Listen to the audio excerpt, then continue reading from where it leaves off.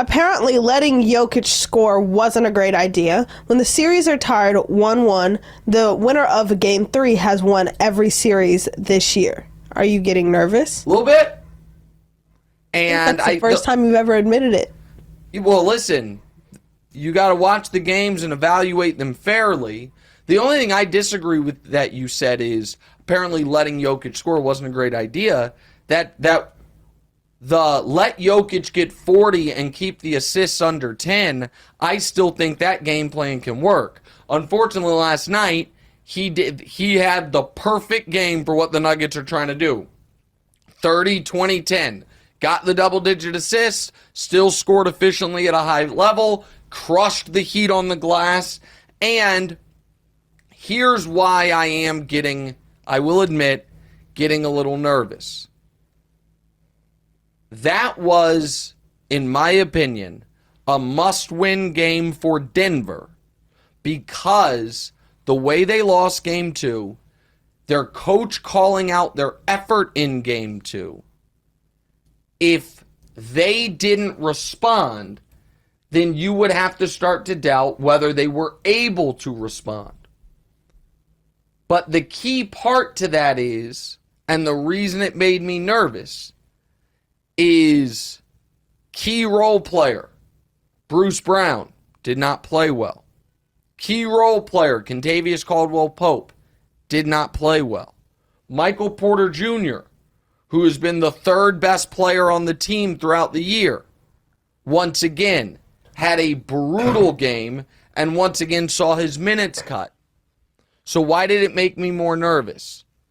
Because Jokić and Murray, the two stars of this team, the transcendent superstar Nikola Jokić and the probably somewhat overqualified second option Jamal Murray, flatly said, nah, we got this.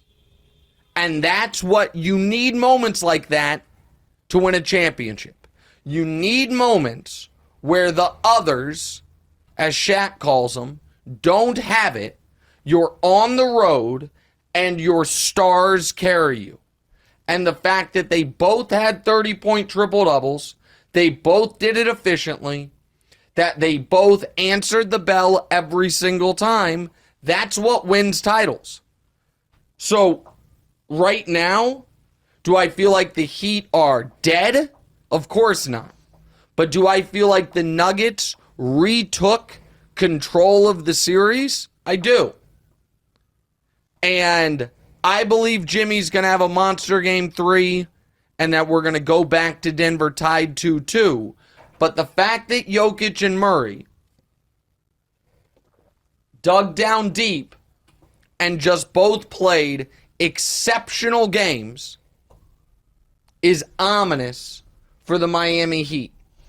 And for the Miami Heat, they went to the wrinkle of starting Kevin Love. Then they found him mostly unplayable the rest of the way.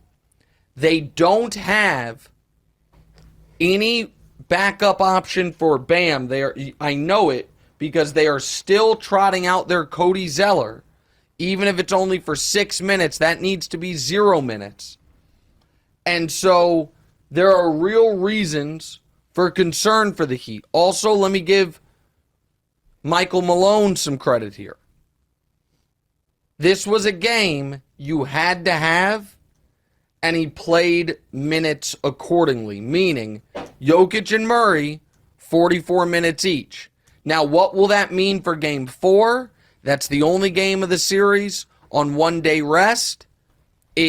Maybe the Heat take advantage of a slightly tired Jokić and Murray in Game 4. I think that's on the board. But Jokić and Murray were outstanding, and that is how you win a title.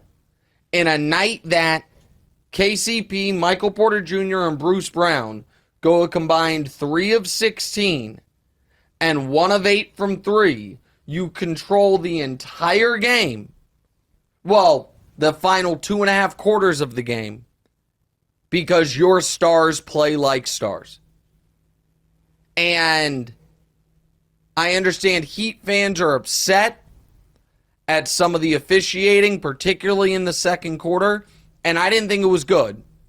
I tweeted Tony Brothers having himself a moment here.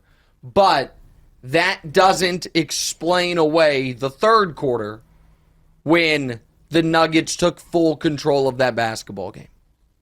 And the Heat were lucky to only be down 14 after 3. It could have been 20.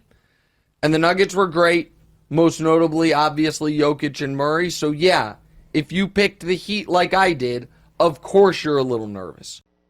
Hey, thanks for watching. Hit the subscribe button to get more from the show, and make sure to click the bell to get notified every time new content drops.